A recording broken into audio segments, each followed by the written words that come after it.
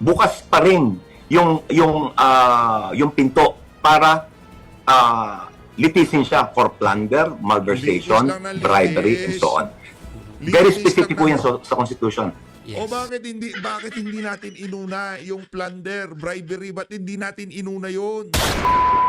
Alam nyo mga kababayan, kailangan na ho natin makialam dito sa issue na to. Hindi na ho rinirespeto ng COMELEC kung ano ang nakuhang boto ng mga kandidato. Kagaya na lang ho mga kababayan, mahigit 2 milyong boto ang nakuha ng Duterte Youth Party List pero wala ho silang pakialam. Kinansila ho nila ang registration ng Duterte Youth Party List. Ngayon naman kagabi ho, marami hong nagulantang sa naging desisyon ng COMELEC kaugnay dyan sa poproklama dito kay Benny Abante bilang congressman ng 6th District ng Manila. Pero bago ho natin pag-usapan yung mga kabalbalan na yung, ng COMELEC, mula ngayon wag na tayong magbotohan, mga buwisit kayo.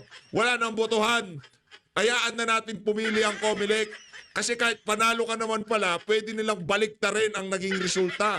Pwede nilang i-disregard ang kagustuhan ng sambayanan. Ganyan ho kawalang hiya ang COMELEC ngayong mga panahon na to. Ano ba problema dyan sa Duterte Youth Party List? Ang tagal na nakarehistro niyan. Nakaupo na yan sa Kongreso. Di ba? Ngayon, bigla-bigla sasabihin nyo, kikakansela nyo. Bakit? Dahil galit dyan si Tambaluslos. Itong si Benny Abante. Bakit? Itong si Joey Uy, hindi niya kaalyado itong si itong si Tambaluslos, hindi niya kaalyado itong si Joey Uy, kaya kailangan maproklama itong si Benny Abante. Marami pa hong kabalbalan na ginagawa ang COMELEC ngayong mga panahon na to na dapat malaman at mapag-usapan ng sambayanan. Pero bago ho yan mga kababayan, isang like at isang subscribe, masaya na ho tayo dyan sa mga gusto sumali sa ating community. Yung join button nandyan lang ho sa baba. Pero bago lahat ng yan, gusto ho muna natin pasalamatan yung ating mga kababayan dito sa PH Update kasi medyo ano ho itong pag-uusapan natin dito sa video na to, medyo mabigat-bigat kaya kailangan magme-mega love shoutout ho muna tayo. Maraming salamat dito kay Lucilia Romboa. Maraming salamat madam, mega love shoutout. Mabuhay ho kayo ha. Maraming salamat madam, thank you ho. Mega love shoutout din ho dito kay Romanita Soriano. Mega love shoutout ma'am Romanita Soriano. Mega love shoutout din ho dito kay Sir Raymond Federico Picar. Ito si Sir Raymond, sugi natin yan. Mega love shoutout ha. Maraming salamat. Bago tayo mag-init ng sabay-sabay dito sa balita na to, ibigay kay love shoutout muna natin ito. Ma'am Divina, maraming salamat ho sa pag-support sa PH Update. Thank you ho dyan sa $5 na yan. Mabuhay ho kayo.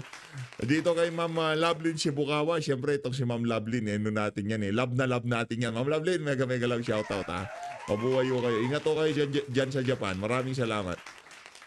Congratulations PH Update. Konti na lang 1M na. Konti na lang. Konti na lang. Diba? Konting push na lang ika nga. Yung iba di pa nakasubscribe madam Diba? Hindi pa nakasubscribe. Ayan. Yan na natin. Ayaw nila ba? Gusto lang nila nanonood. Nakaganyan lang pero walang subscribe. Bahala kayo dyan. Ito, mega love shoutout dito kay Belma Foyloga. Maraming salamat. Oy, grabe naman yan. $9. Mega love shoutout. At syempre, hindi hindi magpapaiwan ha. Hindi natin makakalimutan. Itong si Sir Herb Biscal 2712. Mega love shoutout. Maraming salamat. Ang daming ni Sir. Meron siyang maraming heart. Meron siyang subscribe. Kailan pa nakasubscribe tong si Sir? Tingnan ko nga. Naku, 9 months ago. Maraming salamat, sir, ha. 9 months ka na pala nagtitiis sa akin. Palakpakan natin itong si Sir Fiscal. Mabuhay ho kayo. Ito na nga ang kwento. Ito na nga ang kwento. Ito na nga pala ang update. Nagkwento ka dyan. Ito update. Ang update mga kababayan, dinisqualify itong si Uy. Gayong nakapag-serve, nanonood tayo kagabi, nakikinig tayo, tumitingin-tingin tayo sa mga posts. Ito pa lang si Joey Uy, nanungkulan na bilang konsihal. No? Correct nyo ako kung mali ako nanungkulan na bilang konsihal. Tapos nung tumakbo siya, bilang, kung kasi merong problema yan si Joey Uy, dapat noon pa, lumabas na yung mga issue na yan. Bakit bigla-bigla Ngayong kalaban niya itong si Benny Abante, biglang madidisqualify siya, di ba? I smell something fishy dito sa isa na to. Kailangan ho mga kababayan, makialam na ho tayo. Kailangan na ho nating putulin ang sungay ng Comelec, masyado nang humahaba. Di ba? Ang dami na ho nilang kalokohan na ginagawa. Marami pa hong di nasasagot ng mga katanungan noong nagdaang eleksyon. At itong si Atty. Harold Respicio, sasalansanin ho niya dito sa video na to. Diyan. Itong mama na to, malupit to, tatawagan ko to mamaya. Isa-shoutout ko siya ng malupit, no? Ano ho ngayon eh, yung pagsalansan niya talagang pulidong-pulido, ika nga. Di ba? Bakit kinansila ang kandidatura, pagkakapanalo nitong si bakit dinisqualify ka itong si Joey Uy? Ano hong mga nakikita niyong dahilan dito sa isa na to? Tayo simple lang. Kailangan pa ho ni Martin Romualdez yaang si Benny Abante dyan sa House of Representatives. 'Di ba? Kailangan pa ho niya. Yung anak niya, tagapag-spoke yan. Nakita ho niya kung paano mag-coop siyang mama na yan dyan sa House of Representatives.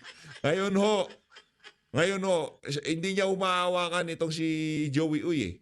Kaya kailangan ang mailagay dyan sa 6th District ng Manila, kaalyado din niya. At kailangan yung willing magpakaaso at magmukhang tanga sa mainstream media at social media sa kanya. Yaan ho si Benny Abante. Kontrolado ni Martin Romualdez. Yan ho mga kailangan nitong si Martin Romualdez. Yung mga hindi niya makontrol, yung iba na panalo sa pamamagitan ng dayaan. Ika nga, na brute force nila nung panahon ng kampanya. Dito sa isa na to, matinding kawalang yano ito mga kababayan. Ika nga, garapala na to, Chairman George Garcia. Kumbaga nagsalita na ang sambayanan. Ang Duterte Youth Party List, pangalawa. Diba? Pangalawa sila sa ibinotong party list. Ngayon, dahil si Tambaluslos galit dyan sa party list na yan, hindi nakaupo. Dito naman sa 6th District ng Manila, dahil itong si Joey Uy hindi makokontrol ni Martin Romualdez, hindi rin ho nakaupo. Ang pinaupo ho, itong aso niyan si Benny Abante. Ito, pakinggan ho natin. Itong si Atty. Harold Respicio. Atty. Harold, Pumunta si salansanin Atty. Harold mo to. Respicio dito sa Branch 34 ng Manila para mag-voluntary Nagpunta na sa branch 34. surrender dahil may warrant for his arrest dahil inakyat ng Prosecutor's Office ng Manila sa korte yung kaso na isinampa ng Comelec dahil daw si Atty. Harold Respicio ay violate yung Article 154 ng Revised Penal Code in relation sa cybercrime law dahil pinapublish nila online sa Facebook at sinasabi niya na pwede palang mahak ang ating Para sa mga 3rd district para sa mga 6th district ng Manila, magprotesta ho kayo, kalampagin nyo ang Comelec dyan. Anak ng tokwa, yung binoto yung congressman, hindi disqualify ka para lamang makaupo yung kandidato ni Tamba. Lang yan. Kung ganyan lang eleksyon, wag na tayo magbutuhan. Hayaan na natin ang Comelec na pumili kung sino gusto nilang umupo. Di ba? Ganun na lang ang gawin natin. Lang yan. Ito, isa na to. Teka lang Ayan yung si Benny Abante, kinumpirma ng tanggapan ni Manila Rep. Benny Abante na natanggap na nila ang kopya ng resolusyon ng Comelec 2nd Division na nagdideklara sa kanya bilang, nanalo siguro yung kasunod nun. Bakit hindi natin resolbahin yan? Si Eric Sylvester, nasan na? Di ba, ang dami yung issue na kung saan inahanap na sambayan ng Pilipino ang kasagutan sa Comelec. At itong Comelec naman na to, kung sino-sinong pinagdidisqualify nila. Hindi ho natin kilala si Joey Uy. Hindi ko rin ho alam kung magiging kaalyado natin yan pagdating sa House of Representatives. Ang issue dito, kung sinong pinili ng tao, yun ang paupuin natin. Kung sinong binigyan ng mandato ng sambayanan, yun ang paupuin natin. It doesn't matter, kalaban, kakampi. Wala ho tayong pakialam dyan. Pagka nagsalita ang sambayanan, yun ang pakinggan natin. Hindi yung Comelec na visit na sila lang nag-uusap dyan kung sino lang ang pinakamalakas magbigay ng 300 million. Sila lang papakinggan. Kaaga-aga nung pisa nyo ako eto to na. automated counting machines kapag konektado sa internet. Ang sabi po ng batas ay kapag ang isang tao ay nagpapakalat ng untrue reports at pwedeng madamage ang reputation ng isang bansa, pwede kang makulong under Article 154 ng Revised Penal Code. Pero Attorney Harold Respicio, dapat ka bang ikulong? Hindi po! Dahil hindi po untrue yung sinabi ko na pwedeng ma-hack ang ating automated counting machines kapag connected sa internet. Sa totoo nga po, sinunod naman ang COMELEC. Yung aking suggestion, gumawa nga sila ng policy na huwag i-connect yung mga makina sa internet nung araw ng eleksyon. So false news ba yun? Hindi po. Pangalawa, yung ginawa ko po ba ay para i-harm ang interest ng ating bansa? Hindi po. Ang ginawa ko po ay para sa ikabubuti ng ating bansa, para ma-secure ang ating automated counting machines against hacking.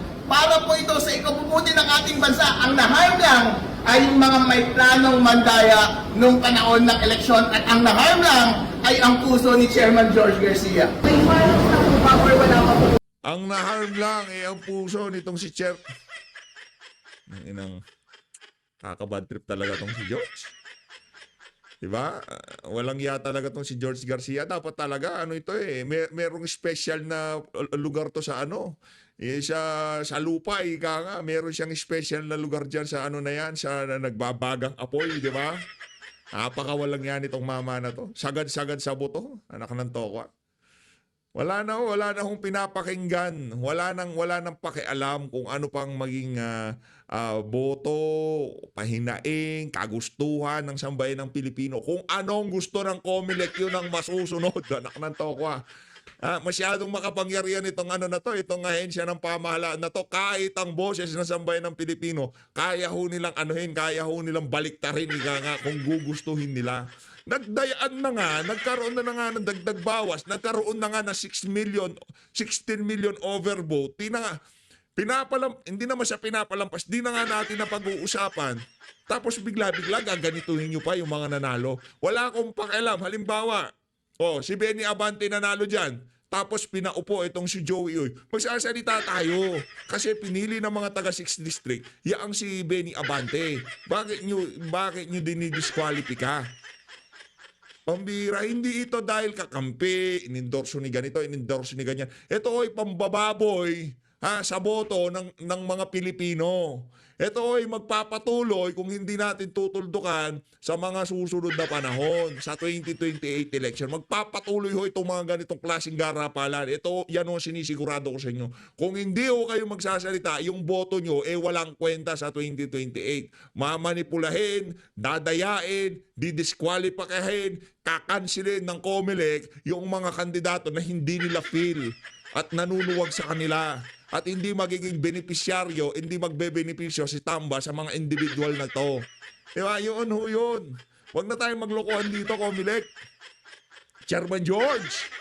Kung naman, ito si Attorney Harold, ano na sa'yo napupuno na sa mga kabalbalan mo Matagal na ho yan. Matagal na ho natin sinasabi yan si George Garcia. Naku, noong pang 2022, meron hong something dyan sa mama na yan.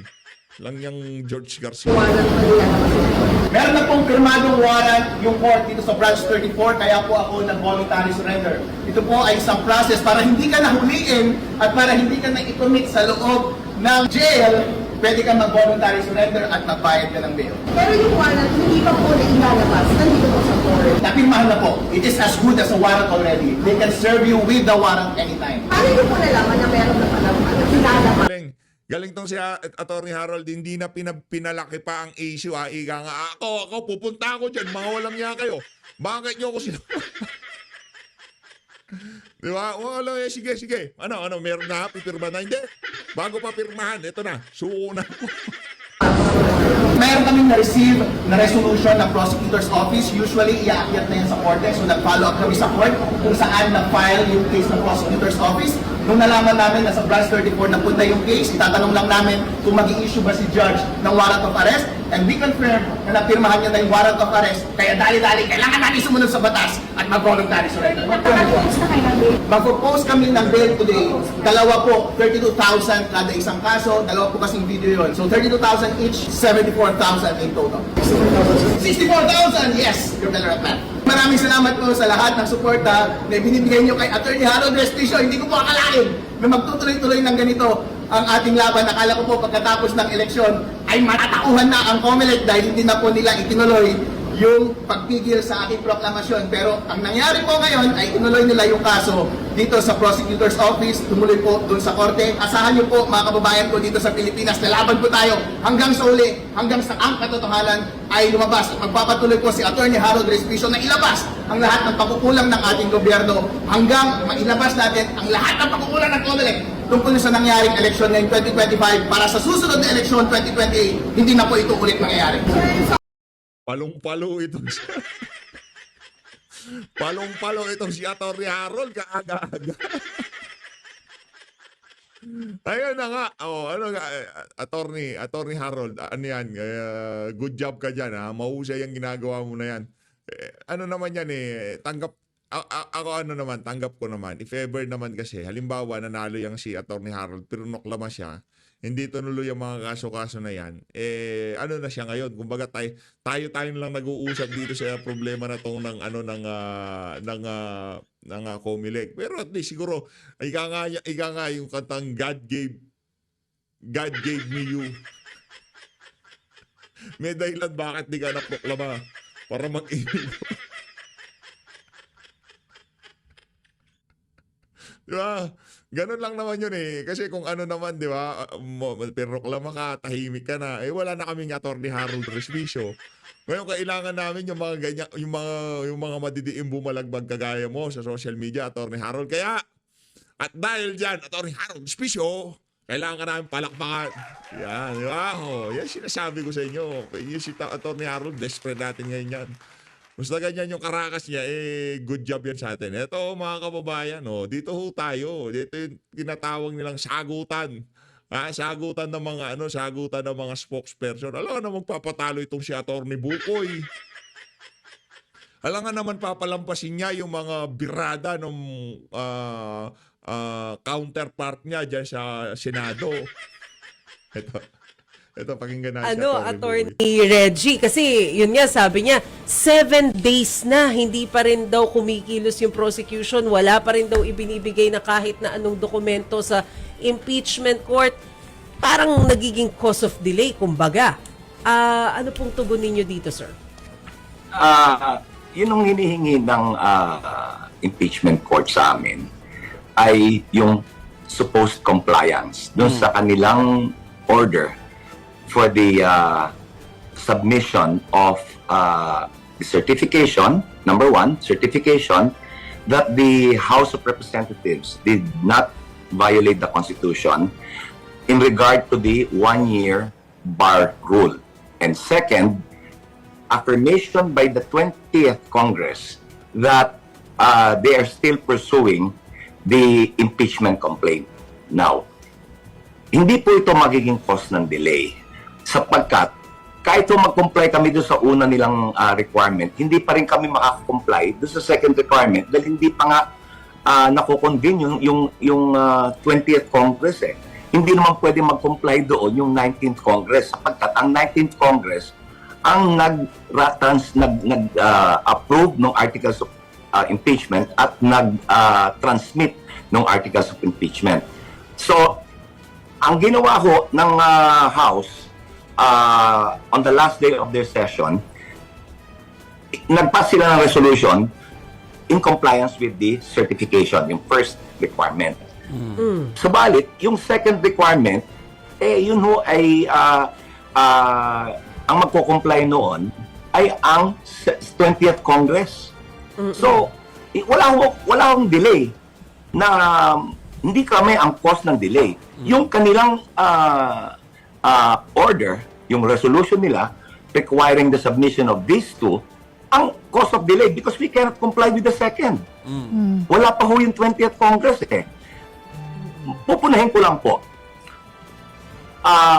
Yun ang utos doon sa order, hindi ho directed to the prosecution panel.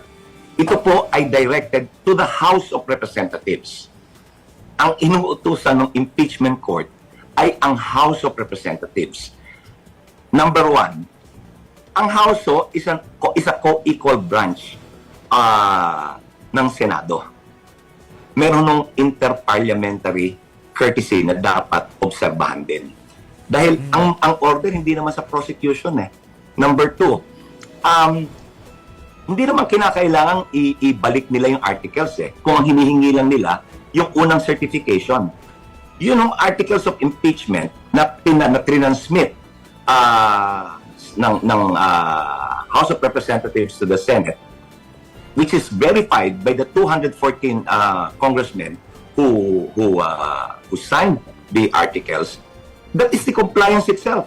Gaya ho ng ruling ni then presiding officer Juan Ponce Enrile in the on the occasion of the impeachment trials of the former Chief Justice Renato Puno.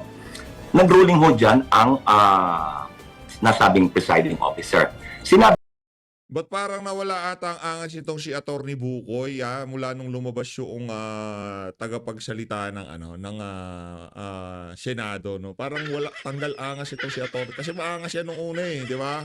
Galing-galingan din Husay-husayan din pero ngayon parang tiklop na siya niya, once the articles of impeachment has been transmitted into to the Senate and received by the Senate, there is now a presumption of legality and regularity. You can no longer question kung sinunod na ba, hindi sila pwede mag-impose ng additional condition, hindi nila na pwedeng usisain yan. Dapat yan, sila naman ang mag-comply ng kanilang mandato na litisin na itong articles of impeachment. So, ang hindi ho nga nagko-comply yung korte sa kanilang constitutional duty. Yun ang obligasyon ng House of Representatives. Nagawa na nila na-transmit na nga So, they should not impose any other condition.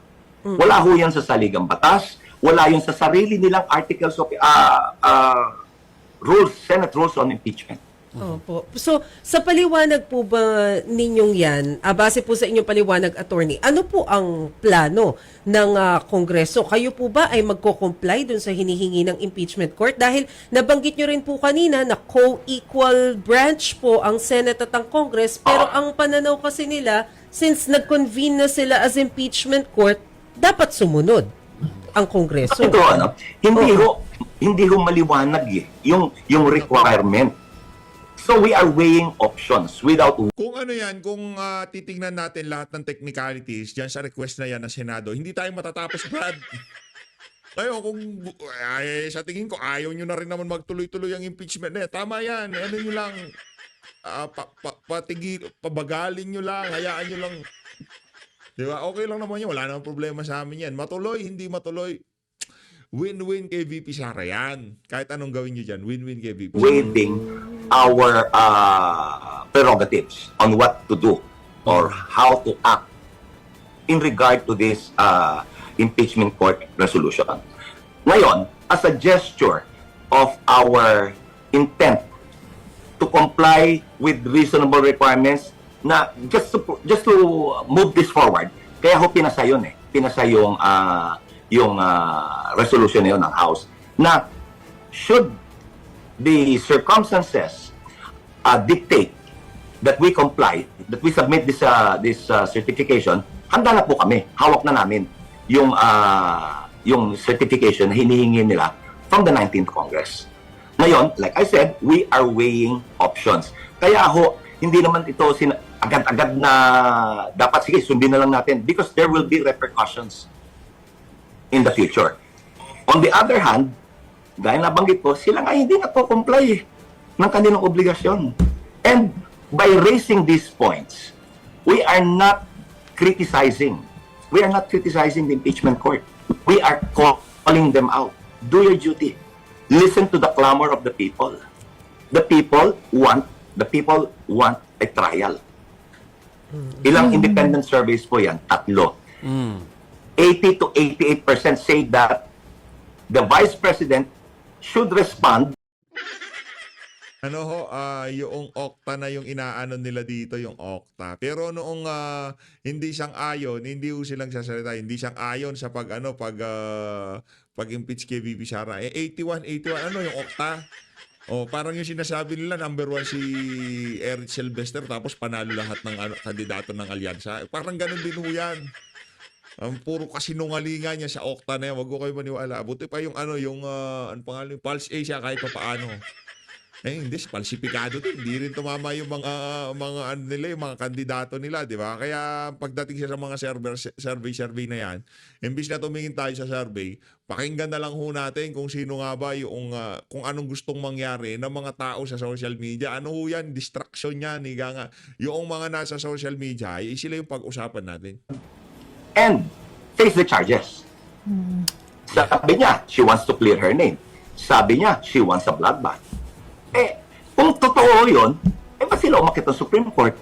Number 2, ang gusto nila ipatigil ang trial. Worst, nag-file pa ng supplemental petition. And this time, humihingi ng TRO, temporary restraining order. Kung inyo maalala, yung unang petition na nakafile sa Supreme Court, merong prayer for a preliminary injunction. Wala akong initial injunction. So, ibig sabihin, tuloy yan. Ituloy ninyo. Pero sa halip na ituloy, kung ano-anong balakid yung inilalagay eh. Sila naiinip daw, sabi ni Attorney Tongol. Sorry, hindi ko na napanood eh. Sinabi lang ni Attorney Tongol na it's been 7 days. Wala pa kayong pinafile. Dahil nasabi ko, hindi naman ganun kasimple hinihingi ninyo eh. There are repercussions. Second, naiinip ka sa 7 days, eh ngayon 5 buwan na. Hindi pa rin kayo nagsisimula ng trial. Sa halip, mas pinapahirap nyo. Mas naging komplikado. We are stuck at preliminaries. Dapat hindi na ito pinag-uusapan. Attorney, So, 7 days, 5 months, you do the math. Yeah. Attorney, kailan nyo po ibibigay po sa kanila yung certification po at bakit po sa puntong ito ay hindi pa po natin na ipapasa po? Okay. Bukas ay magkakaroon kami ng pagpupulong and we will arrive at a decision. So may big, So, malalaman natin. meron tayo ini-expect So, na kami big po, news. Okay. Kami po ay a-action na rin forthwith. Agad-agad. Agad-agad. Forthwith. Yung 7 days, that is within forthwith.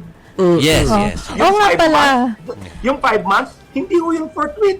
Forever yun. Attorney, nung Nako, yari ka na naman, attorney. Yari ka na naman, attorney. Yari ka na naman doon sa tagapagsalitahan ng nito, ng Senado. Anong 5 months, hindi forthwith forever.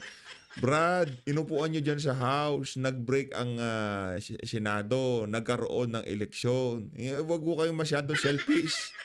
Parang kayo yung amo nyo, napaka-selfish, makasarili. Wala anong gusto yung gawin. Ito si Jaime Marcos, di na mangangampanya. Kalmahin nyo lang. Dadating tayo dyan, huwag kayong masyadong mainit. Darating tayo dyan, kalmahan nyo lang. press con nyo po, no, ay may na-mention po kayo doon na within the next few days ay magsasubmit kayo ng motion or manifestation. Oo, Yes. ano po ang pinagkaiba ng dalawang to at ano po ang isasubmit po ninyo? Yun ang kasama sa pag-uusapan namin. Bukas. Yung motion, may hihinging kang relief from the court. Yung manifestation, you are informing the court. Oh, Okay. You're not asking for relief. Malinaw po. So we'll wait for that big story tomorrow, Attorney Bukay, tukol sa Tomorrow or within the next few days. next few days. Okay. Just to be safe. Just to be safe at saka basta hindi aabot ang weekend. Ay, hindi mo aabot ng 5 buwan. Oh, hindi aabot ang 5 buwan. Okay.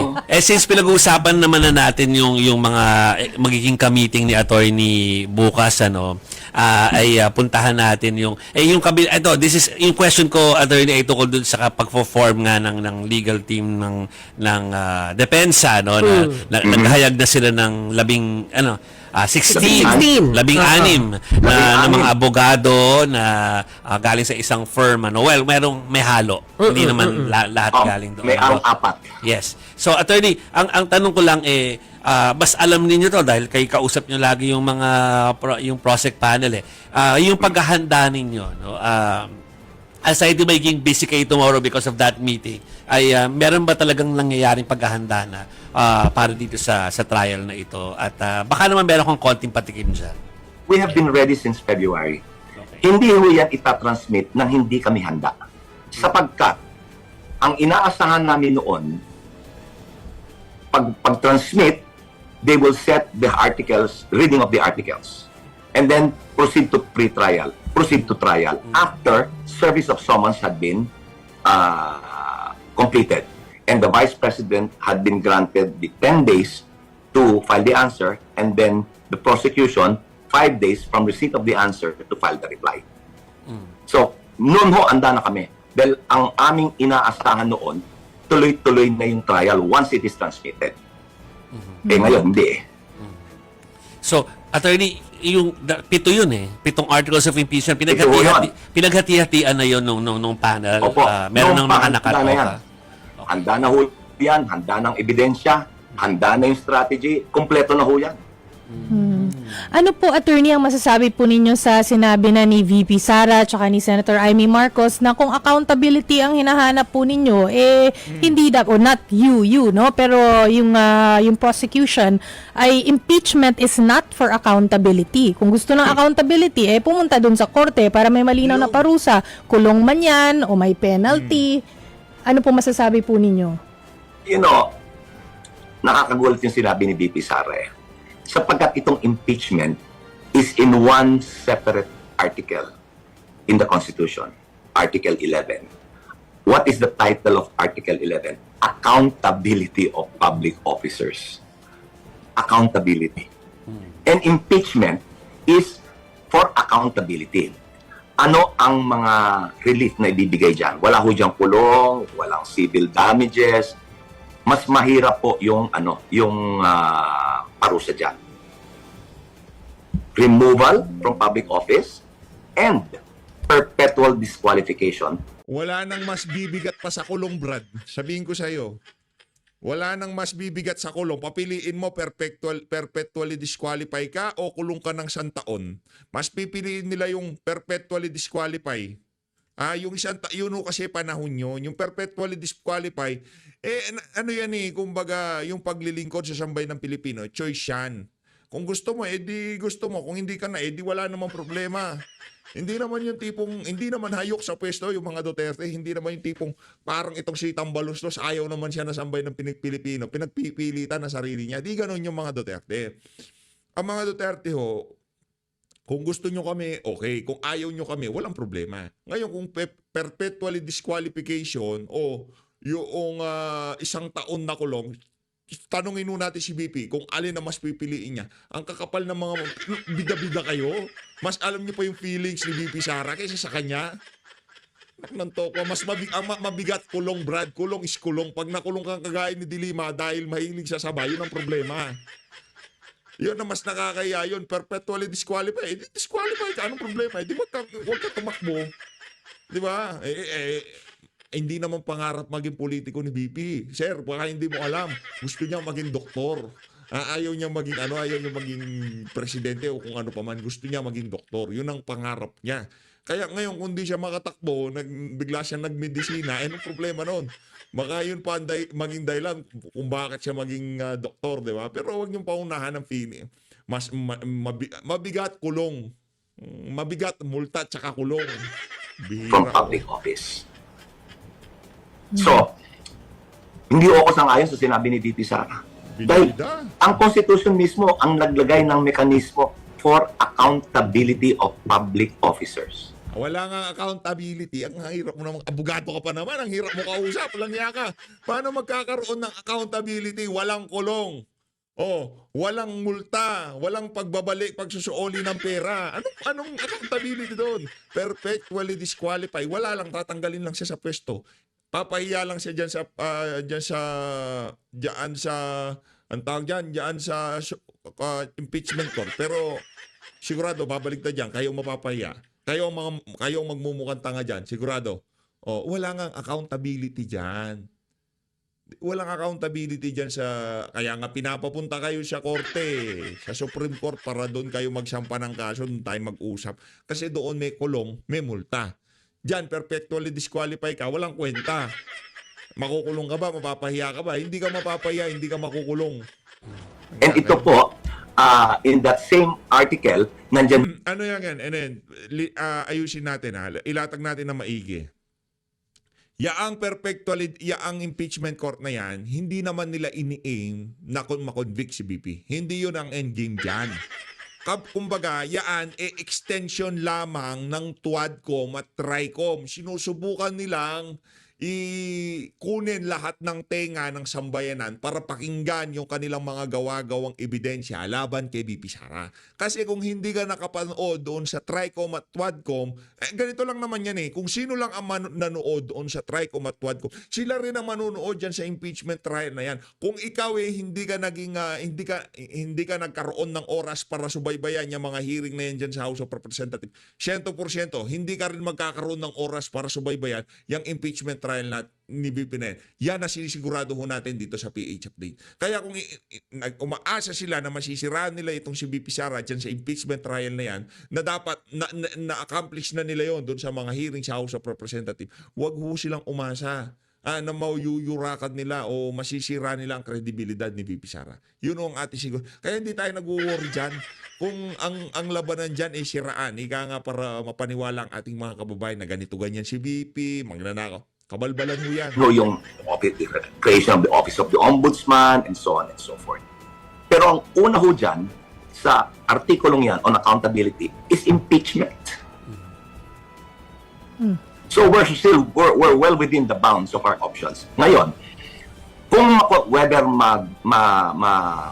mahusgahan siya na guilty or not guilty, kahit umaakwit yan, meron pa ring bukas pa rin yung pinto para litisin siya for plunder, malversation, Litis lang na bribery, and litis. so on. Very Litis specific lang po yan na- sa Constitution. O bakit hindi natin inuna yung plunder, bribery, ba't hindi natin inuna yon? Yun ang pinakamagandang avenue para panagutin si BP kasi plunder yun eh, pandarambong yun, di ba? Kung mapanagot siya sa kasong plunder, mas madali na mas madali siyang i-impeach kasi korte na yung humatol sa kanya. Tama ho ba yun? O mali ako? Hindi, unahin natin sa korte. Pagka hinatulan ng plunder si BP, pwede mo na siyang i-impeach na walang kokontra kasi korte nang humatol sa kanya na nandambong siya sa kaban na sambayanan. Pero kung ganyan, Attorney Bukoy naman, hindi nyo alam yung pagkasunod-sunod, di ba? Yun ay culpable violation of the Constitution. Betrayal of public trust. Bakit? Inatulan na ng korte, plunder, mandarambong si Sara. Eh di wala kayong problema. Ngayon, yung mga ebidensya na dapat ipipresenta nyo sa korte, ipipresenta nyo dyan sa impeachment court. Ang mangyayari, i-impeach nyo muna bago nyo kakasuhan ng plunder. Mga walang iya kayo. Ano na naman dyan? Kabubuhan na naman yan eh. Langyang yan. A judgment of not guilty will not bar the government from suing or charging the impeached official for liabilities for plunder. So anong point? Anong point? Bakit kailangan pa natin mag-impeachment? Kung maa-acquit pala, ikakasuhan nyo rin. Bakit hindi nyo pa diretsong kasuhan? Hindi. Attorney pumuti na lang ang buhok mo. Buhok mo tsaka balbas mo. Hindi mo pa alam trabaho mo. Turuan kita, halika dito. Langyan ka trabaho mo, di mo alam. Kasuhan nyo muna. Dalhin nyo sa korte bago dyan sa impeachment court. Langyan. Under violation of Republic Act number 3019 as amended for malversation under the revised penal code and so on. Okay, attorney, nagpapa-follow up lang yung aming news desk tukol dun sa tanong kanina tukol sa Prosec panel. Syempre, yung mga congressmen parang halos lahat yun humarap naman sa press ko nitong start ng week eh. So we saw them meron ba kami mga inaasahan na dadagdag doon from the private sector or private na mga lawyers or mga bago? Ano yun na, puntahin nyo na lahat, imbitahin nyo, pati yung mga barangay tanod, gawin yung dyan. Ano naman yan, di naman kasinungalingan naman yung mga birada nyo dyan. As always, mga kababayan, maraming salamat sa pagsuporta sa PH Update. Mag-ingat po kayong lahat. As usual, ano na naman, puro mga kabalbalan na naman ang nangyayari sa ating bansa, di ba? Yun sa, ang tawag dito, kay Joey Uy, sa Duterte Youth Party List. Mamaya, so, paano natin, ipanoorin natin yung naging interview ng Duterte Youth Party List dyan sa SMNI. Panoorin natin kung paano niya sinalansan nitong si Sir Cardema, yung ginawang hindi pagrespeto ng COMELEC sa nakuhang boto ng party list na to. Maraming salamat po mga kababayan. Mag-ingat po kayo lahat. Mahalin natin ng Pilipinas.